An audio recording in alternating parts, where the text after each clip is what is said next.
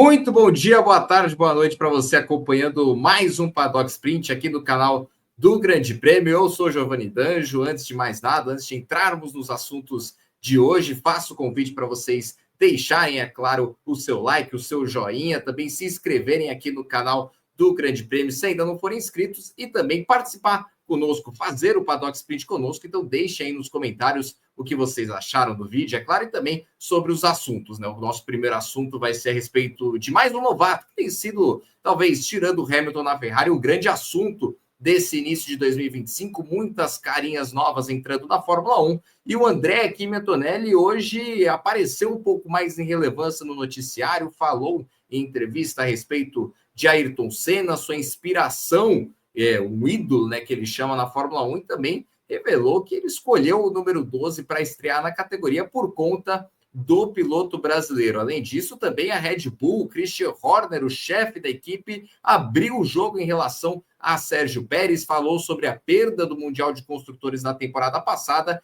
e também o quanto tentar ajudar o Pérez acabou custando nessa derrota para a McLaren e também para a Ferrari no Mundial de Construtores. Obviamente, eu não estou sozinho para esse Paddock Sprint, estou mais uma vez muito bem acompanhado, dessa vez por Caio Esteves, que participa conosco. Caio, muito boa tarde para você mais uma vez. Bem-vindo aqui ao Paddock Sprint. Assuntos importantes, mais uma vez, enquanto a gente vai aquecendo os motores. E agora já entrando em fevereiro, um mês bastante importante, rumo a esse começo de temporada na Fórmula 1. Caio, mais uma vez, bem-vindo ao Paddock Sprint. Tudo bem, Danjo? Bom dia, boa tarde para você, pessoal aí de casa que está acompanhando a gente, Pedro Prado que está aqui na produção hoje com a gente também, dando aquele tapa, né, em toda a estrutura para a gente, e são assuntos sim quentes, né, assuntos bem interessantes. O Antonelli chega ali com uma moral elevadíssima na Fórmula 1, né, o novato que tem ali talvez uma pressão maior ali por estar entre as grandes equipes do grid, né, na Fórmula 1A, como a gente fala, entre as quatro grandes equipes que vão brigar aí, provavelmente por pódios e vitórias, e é legal essa inspiração que ele nunca escondeu e que ele tem, obviamente, sobre o Ayrton Senna, né, com o Ayrton Senna, e é um talento. A gente vai ver se isso vai se provar na pista, mas referência para isso, eu acho que ele tá bem servido, né? E o outro assunto da Red Bull, que eu acho que é legal também a gente trazer, e ainda traz aquela situação da temporada passada do Checo, tendo muitos problemas, principalmente na segunda metade da temporada. Nas primeiras 5 corridas ele foi bem, mas depois teve muitos problemas. Acho que é um assunto legal também. A Red Bull tá cheia de novidades, né? Tem ali a questão da Ford, a gente também vai poder falar um pouquinho. Tá realmente num novo momento, né, da equipe, com um novo segundo piloto. É meio que um momento bem diferente da Red Bull. A Red Bull que geralmente consegue manter ali suas estruturas, conseguiu nos últimos anos manter suas estruturas e seus pilotos durante algum tempo, mas chega para 25 ali como, acho que talvez a grande incógnita dessas 4 grandes aí da Fórmula 1. Mas vamos falar bastante também sobre Pérez, sobre Antonelli e sobre tudo que vem acontecendo no mundo do automobilismo. Embora os carros não estejam competindo, porque já estão na pista, né, Dan? Já está tendo teste privado, tem muita coisa acontecendo legal para a gente falar. É isso aí. Então, só para situar, a gente vai puxar nesse começo a respeito do Antonelli, só para a gente situar um pouco também quem está acompanhando o nosso Paddock Sprint. O André Kimi Antonelli concedeu uma entrevista e falou sobre essa escolha do número 12, que vai ser o número que ele vai utilizar nessa temporada de estreia pela Mercedes. O Antonelli, que já tinha antes, né, falado um pouco sobre essa idolatria que ele tem do Ayrton Senna, revelou que escolheu o número 12 como uma forma de homenagem ao Senna, né? O Senna que usou esse número 12 nos 3 anos em que ele esteve com a Lotus e no primeiro com a McLaren. Depois que ele venceu o título em 1988, ele adotou o número 1 e quando ele saiu, né, desse posto de campeão vigente da Fórmula 1, a categoria já tinha mudado as regras e a escolha de números ficou mais restrita, mais limitada e era baseada na classificação do campeonato anterior. Ainda bem que o Senna não ficou em 12º para voltar a usar o número 12, mas é um número que marcou bastante, né, Caio, a passagem do Senna pela Fórmula 1,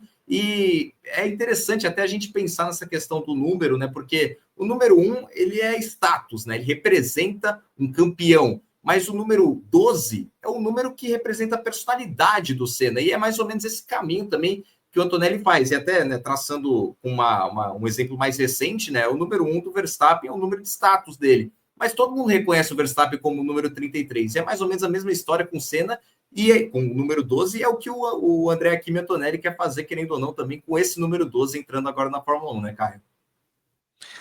Eu acho que é legal, cara, para você tentar criar. Obviamente a gente não sabe se o Antonelli vai conseguir isso, mas eu acho que ele já toma esse primeiro passo para tentar criar uma identidade, né? Para tentar criar ali uma lembrança de que ele realmente é o Kimi Antonelli usando um número em que provavelmente ele não deve mudar até, obviamente, se caso ele seja campeão mundial, e aí ele vai optar se muda ou não, né? Tem pilotos que não utilizaram né? Mesmo sendo campeões. Então a gente vê no Antonelli uma decisão, e muito inspirado também obviamente no Senna, mas ele fala também na entrevista, né, que ele tinha 12 anos quando entrou na academia da Mercedes, e isso também trouxe essa inspiração para ele. A gente vê esse perfil do Antonelli de querer fazer diferente, né, de querer ali utilizar um número que tem história, mas que é um número que também tem uma nova história, porque desde então o 12 que fica do Senna é o que mais chama atenção, né? E ele tenta trazer essa história de volta, né? Então acho que é legal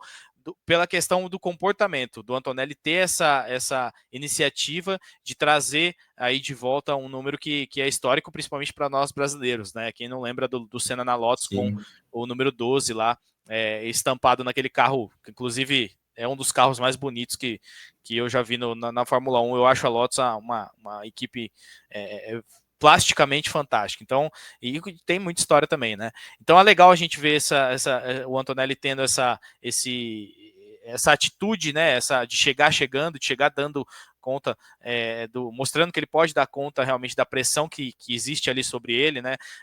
Vai substituir o Lewis, ninguém menos do que Lewis Hamilton na Mercedes, que ainda tenta se encontrar como equipe, que ainda tenta fazer carro competitivo. O FH16 a gente não sabe como vai vir, se vai vir um carro realmente melhor do que do ano passado. A Mercedes melhorou um pouco em 2024, né? Não foi tão ruim quanto nos anos anteriores, mas ainda falta, obviamente, ser aquela equipe que briga realmente, que bate de frente com McLaren, que tem o melhor carro do grid, com Ferrari. Ainda não está nesse patamar. Vamos ver em 25 se esse carro traz melhorias. Mas acho que o Antonelli ele mostra isso. Ele traz uma certa identidade e proatividade de mostrar que ele quer deixar a sua marca na Mercedes, né? Vai ter o Russell ali para liderar o projeto, vai ter o Bottas para ser ali aquele cara que vai ajudar também no desenvolvimento dele. A gente até falou do Grande Prêmio que o Bottas meio que foi escalado para ter esse papel, né, de ajudar, de ser meio que coach do Antonelli. Então acho que também é legal você ter ali inspirações dentro da Mercedes para ajudar nisso, mas o Antonelli mostra que ele tem esse perfil de ser um cara que tem personalidade, de um cara que é muito novo, mas que já quer chegar dando resultados. E não tenho dúvida, se ele tiver a oportunidade, se ele encontrar o ritmo dele, se ele conseguir realmente se adaptar nesse primeiro ano, claro que é muito difícil, mas eu acho que se ele tiver a oportunidade, se ele conseguir, ele vai sim fazer uma pressão ali pro Russell para ser um piloto que pode brigar por melhores resultados até do que o George Russell. O Russell é um excelente piloto, assim que inclusive foi melhor que o Hamilton nos últimos anos. Sim. Mas eu acho que o Antonelli ele tem esse potencial que precisa ainda ser desbloqueado, mas eu acho que é um cara que vai chegar para ser competitivo e para colocar assim sombra no Russell. Não sei se em 25, mas talvez nos próximos anos aí. Eu estava até procurando aqui a informação para trazer a respeito do número 12, né, que ficou marcado, obviamente, pelo Ayrton Senna, mas a última vez que o número 12 foi utilizado na Fórmula 1 foi por outro brasileiro, foi pelo Felipe Nasser, em 2016. O Massa também usou no começo da carreira dele, em 2004, 2005, mas a passagem curta do Felipe Nasser pela Sauber em 2015, 2016 foi a última vez que o número 12 foi utilizado na Fórmula 1. E aí, falando um pouco também a respeito, né, Caio, sobre essa questão que você falou do Antonelli chegar, já querer mostrar serviço na Mercedes, deixar uma marca, né, e obviamente essa escolha do número e tudo isso que ele fala também do Ayrton Senna reflete bastante a personalidade dele. E tem também essa questão da relação com o George Russell que você mencionou, né? É uma relação que começou um pouco conturbada, né? A gente até viu na temporada passada quando o André Kimi Antonelli pilota pela primeira vez no treino livre número 1 lá em Monza, no GP da Itália, ele bate o carro do Russell. O Russell não fica muito feliz, o Antonelli, né, falou que o Russell ficou um pouco incomodado com isso, e ao longo de 2024, principalmente depois que o Antonelli já estava confirmado na Mercedes para 2025, ele acaba falando em entrevistas muito mais a respeito de como o Lewis Hamilton estava ajudando ele, estava, né, servindo como mentor a ele, do que, de fato, o George Russell, que não queria saber muito de ajudar o Antonelli, e parece que eles estão chegando, Caio, de uma maneira assim, uma temporada muito importante para a Mercedes, né, que tem tudo para ser talvez a mais positiva desse período, desse regulamento que foi muito difícil, que está sendo muito difícil para a equipe, mas ao mesmo tempo, né, você tem um Antonelli querendo mostrar serviço, querendo se provar, um George Russell que não aceitaria de forma nenhuma perder para um novato, e ainda pode até haver uma pequena novela nos bastidores, porque a Mercedes, muita gente ainda coloca como uma das candidatas, uma das fortes candidatas a tirar o Max Verstappen da Red Bull. Então pode ser até que esses dois pilotos acabem se matando em 2025 por uma vaguinha para 2026 e além. Então é uma temporada que, de novo, eu vejo pelo menos com bons olhos o Antonelli chegando com bastante personalidade, porque nos bastidores da Mercedes, se ele não chegar com os dois pés no peito e mostrando ter essa personalidade, acho que vai ficar bem complicado para o jovem piloto italiano. O que você acha, Caio? Eu acho o Russell, ele tem um perfil que é bem controverso, assim, né? Ao mesmo tempo em que ele parece ali olhando nas imagens de bastidores, do paddock ele conversando, ele rindo.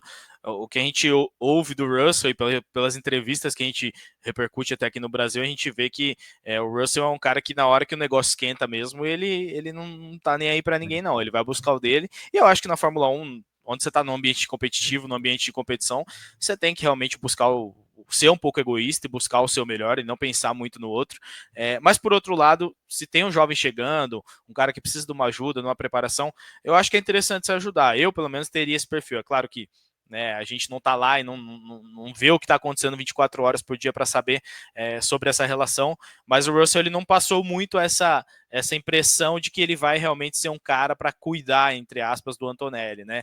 Talvez por isso até que a Mercedes tenha designado essa função, e aí é uma coisa aberta, porque o Toto Wolff falou, ao Bottas, né? Que aí chega para dar um tempero a mais nessa disputa, porque a gente teve também aquele problema do Bottas com o Russell lá em 2021, né, em Imola, aquele acidente do Russell tentando ultrapassá-lo, ainda pela Williams, e eles se batem, o Russell vai e bate no capacete do Bottas, o Bottas faz um sinal feio para o Russell, enfim, teve uma novela, e o Russell recentemente deu uma entrevista, a gente também repercutiu essa semana no Grande Prêmio, falando que isso é passado, que eles hoje têm um relacionamento bom, mas é aquela situação, né? Na verdade mesmo, lá dentro a gente não sabe o que acontece. Mas acho que o Antonelli está fazendo o que ele tem que fazer, tem que chegar, mostrar o seu potencial. Eu acho que ele está tendo um privilégio de ter uma paciência a mais numa equipe como a Mercedes, que talvez Sim. Em outras equipes, talvez até menores, ele não teria. Eu acho que o excelente exemplo do que você citou aí agora há pouco do número 12, que é de um cara que não teve o tempo que deveria na Fórmula 1, é do Felipe Nasser, pô.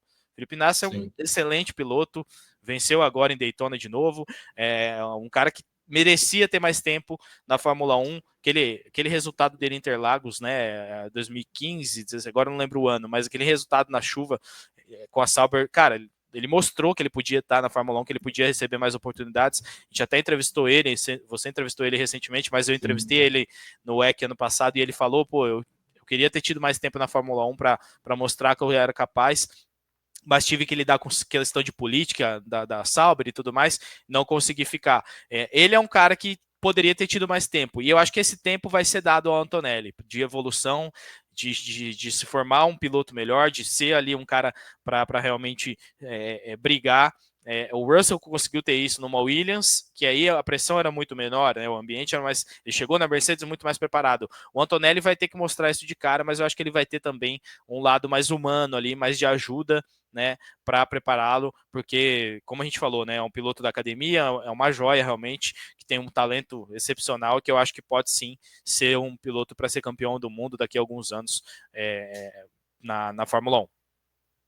E o Nasser ele ficou em nono no GP do Brasil 2016, que foi aquele lá que ele teve uma performance incrível, já era reta final da temporada e depois ele acaba não renovando em 2017, né? Como você bem citou, né? Por questões políticas, como ele mesmo abertamente fala, E tive, né, como você destacou, né, nós dois entrevistamos ele, tive a oportunidade de entrevistar agora nesse último final de semana, né, obviamente repercutindo bastante Daytona, mas ele falou até essa questão, né, da questão política, de não ter permanecido na Fórmula 1, é algo que infelizmente acontece, mas como você bem destacou, né, o Antonelli vai ter essa proteção maior, é uma cria da Mercedes, então obviamente, acho que talvez como o Lando Norris é tratado na McLaren e como um Charles Leclerc é tratado na Ferrari, o André Kimi Antonelli tem totais condições de ser tratado assim também na Mercedes. E aí eu trago um pouco a conversa, Caio, de volta para essa questão do número 12, do Senna, e é algo que me chamou a atenção, né? Porque, de novo, não foi a primeira vez que o André Kimi Antonelli falou a respeito dessa idolatria que ele tem pelo Ayrton Senna, então já dá para saber que é uma figura bastante emblemática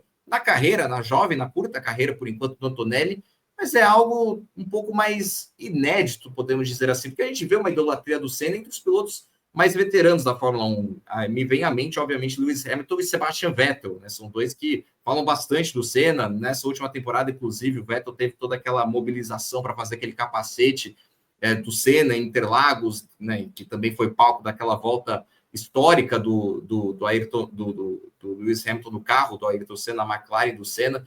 Então, né, é uma figura que sempre foi um símbolo, um ídolo para a geração mais antiga da Fórmula 1, para os pilotos que hoje já são veteranos e estão se aposentando. Mas o André Kimi Antonelli chega, de certa forma, com um jovem de 18 anos, que obviamente não acompanhou a carreira do Ayrton Senna enquanto ele estava vivo, mas que conhece muita história e mantém vivo esse legado do Senna, talvez até trazendo para uma nova geração que já ouviu falar do Senna, mas não tem o Senna como um grande ídolo, como um grande nome do esporte, né, Caio? Isso é legal, né? Isso mostra que o Senna ele quebra gerações, né? Ele transcende gerações. O legado que ele deixou, não só na pista, mas como perfil de piloto arrojado, de piloto agressivo, mostra que ele continua sendo, né, colocado como um dos melhores de todos os tempos. Para muitos, ele é o melhor de todos os tempos. Então, ele chega para. Acho que a aura do Senna é uma coisa que é inquebrável, né? E que eu acho que vai continuar inspirando gerações, as próximas, as futuras, de novos pilotos da Fórmula 1.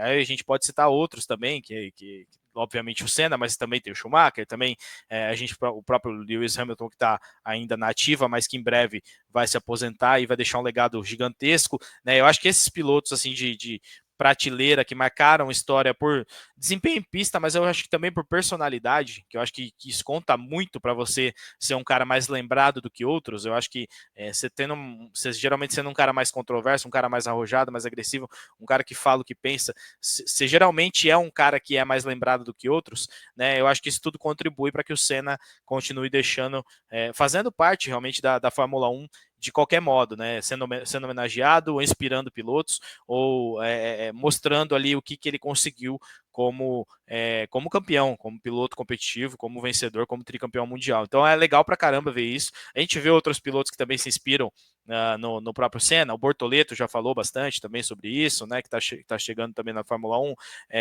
O Cola Pinto já falou também do legado do Senna, né? Que é um cara aqui da América do Sul, que também se inspira bastante no Senna. Então é bacana a gente ver esses pilotos novos aí que estão tentando o seu espaço na Fórmula 1, mantendo esse legado, mantendo essa história do Senna, que é uma história rica, uma história bonita, que eu acho que tem que ser preservada e tem que ser mantida assim.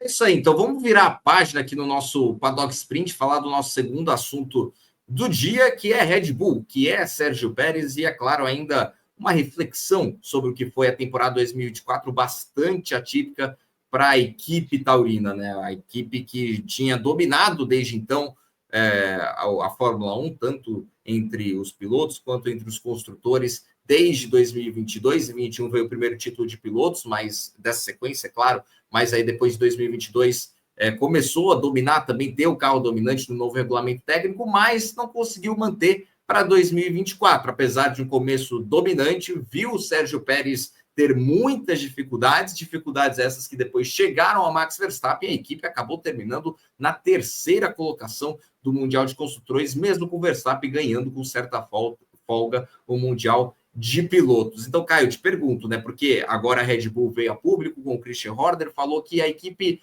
tentou ajudar, tentou salvar demais o Sérgio Pérez e isso acabou comprometendo a disputa do Mundial de Construtores e, consequentemente, resultou na perda do título de 2024, de novo, entre as equipes, entre os construtores. Aí eu te pergunto, Caio, será que o caso é esse mesmo? Porque, de fato, a temporada do Sérgio Pérez foi muito ruim. Mas qual outra alternativa a Red Bull teria a não ser tentar salvar o Sérgio Pérez? Porque se promovesse um Liam Lawson, alguém da academia, logo de cara, colocar no meio da fogueira em 2024, eu pessoalmente acho que o Lawson está entrando numa fogueira tremenda para 2025, mas colocar no meio de uma temporada para tentar salvar o trem enquanto ele está andando em velocidade máxima, parecia algo talvez até mais arriscado do que tirar o Sérgio Pérez, do que manter o Sérgio Pérez, melhor dizendo, até o final da temporada. Então eu te pergunto, Caio, será que, de fato, esse é o cenário? Tinha uma outra solução para a Red Bull tentar salvar o Mundial de Construtores? Eu acho que não tinha. Eu acho que assim, eles ficaram naquele sentimento de que assim, sempre a próxima corrida. Na próxima corrida vai melhorar. Na próxima corrida vai melhorar. Na próxima corrida vai ser diferente. E o Pérez alimentava isso também com as declarações que ele dava, né? Ele também falava: não, a gente tá pegando o carro, tá melhorando o equilíbrio, vamos, na próxima vai ser melhor, agora eu tô treinando no simulador e tal, e ficava naquela. De chega, não chega, chega na próxima corrida, não dá resultado, nas corridas seguintes ele acaba batendo. Cara, e foi uma sequência assim de erros assim bizarros, assim, né? Erros assim que você não pode cometer em qualquer equipe da Fórmula 1. Falando de Red Bull, mais ainda, né? Mas é curioso, e aí vamos colocar um contraponto também nessa situação. Que eu acredito quando o Horner fala de gratidão, de que eles tentaram ajudar o Pérez. Eu acredito que o Pérez ele era um cara querido sim dentro da equipe. Tinha aquela situação do Helmut Marko, nunca engoli muito ele, mas fora isso eu acho que ele era um cara que se dava bem com os pilotos. Ele ajudou muito o Verstappen em 2021, isso é inquestionável. Em 2023 ele foi vice-campeão mundial, também ajudou a Red Bull a conseguir o Mundial de Construtores. Em 22 ele também fez uma temporada decente. Então ele teve 3 bons anos na Red Bull. Acho que 23 não foi tão bom, mas ele ainda conseguiu o vice-campeonato. 24 foi um ano terrível, um ano que não dava para segurar. Mas lá atrás, e vamos voltar um ano atrás, em fevereiro do ano passado, a temporada ainda não tinha começado. Ninguém falava que o Pérez sairia da Red Bull. Ninguém falava que o Pérez sairia da Red Bull até 2026, né? 26 aí sim já tinha muitos rumores, mas 25 era assim, praticamente certo que ele ficaria na Red Bull. E daí teve a renovação do contrato, deram mais um ânimo para ele, mas assim, o Pérez mesmo criou uma situação insustentável para ele na Red Bull. Então, assim, eu acho que a Red Bull nem é tão culpada por dar esse tempo a ele, porque, como você falou, ela não tinha muita alternativa. Mas o Pérez, ele criou ali uma situação em que não tinha como a Red Bull segurar mais ele, né? Então, eu acredito em partes, mas eu vejo também como uma solução de que a Red Bull não podia fazer mais nada para ajudar o Pérez a ser um segundo piloto na Fórmula 1 2025. Imagina se o Pérez tivesse, como ele chegaria pressionado para esse começo de temporada, né? É claro que vai ter essa pressão do Liam Lawson, é um piloto que está tentando se provar ainda, que para mim é um cara que não entregou o que prometeu até esse momento, mas a gente olhando para o que o Pérez trouxe em 2024, o que ele fez em 2024, não tinha como manter ele, não tinha como mantê-lo até, acho que ele deveria ter saído ali no GP da Bélgica, ali naquela pausa que a gente teve de verão, ele deveria ter sido retirado naquele momento, mas aí tem muitas coisas, tem questão de patrocínio, tem questão de contrato, tem coisas além do escolher ou não escolher que sai do controle de meramente você falar se ele deveria ou não estar ali naquele assento, né, Danjo? Então, a grosso modo, eu acho que houve sim uma gratidão e uma tentativa de recuperar o Pérez, mas ele não foi capaz de conseguir essa manutenção para 2025, né? E a Red Bull, que é tão conhecida por ser uma equipe que queima entre os seus pilotos, né? Acabou tendo uma paciência gigantesca com o Pérez. Então, eu acho que nesse momento a gente está. A Pérez e Red Bull estão kits. O Pérez não entregou o que deveria, a Red Bull também fez o que deveria fazer. E agora, pensando um pouco para 2025, obviamente já sem Sérgio Pérez, a Red Bull vai entrar numa situação, como você até bem destacou, né? Uma situação meio nebulosa ainda, é uma grande incógnita a Red Bull, porque a gente sabe, né? A McLaren chega como a principal força, pelo menos para 2025, a Ferrari vindo logo atrás. Agora, se a gente vai encontrar a Red Bull que terminou 2024, começou 2024, é um grande ponto de interrogação. E com o Liam Lawson em pista no lugar do Sérgio Pérez, ao lado do Max Verstappen. Como você imagina, Caio, que vai ser essa abordagem da Red Bull para 2025? Pergunto isso no sentido de novo, a gente está aqui refletindo e debatendo como a Red Bull conseguiu lidar com as dificuldades, ou né, tentou, pelo menos, lidar com as dificuldades em 2024, minimizar os danos. Qual vai ser a paciência da Red Bull para 2025 com o Liam Lawson, que é um cara que já tem 11 grandes prêmios no currículo, mas ainda assim é um novato, porque vai fazer a primeira temporada completa, e também a paciência que o Max Verstappen pode ter, porque é um piloto que está chamando a atenção de outras equipes no grid. Parece que a partir do momento que a Red Bull começou a dar aquela tremida, Aston Martin, Mercedes, todo mundo começou a pensar em Max Verstappen, atrás do Verstappen. Então, como que vai ser essa cabeça do Helmut Marko, do Christian Horner, que conseguiram afastar as principais polêmicas extra-pista, né, principalmente lá no começo de 2024, mas dentro da pista ainda tem um caminhão de problemas para se resolver, entrando agora numa temporada que pode ser crucial para a Red Bull, pensando mais para frente também na mudança de regulamento em 2026, né, Caio?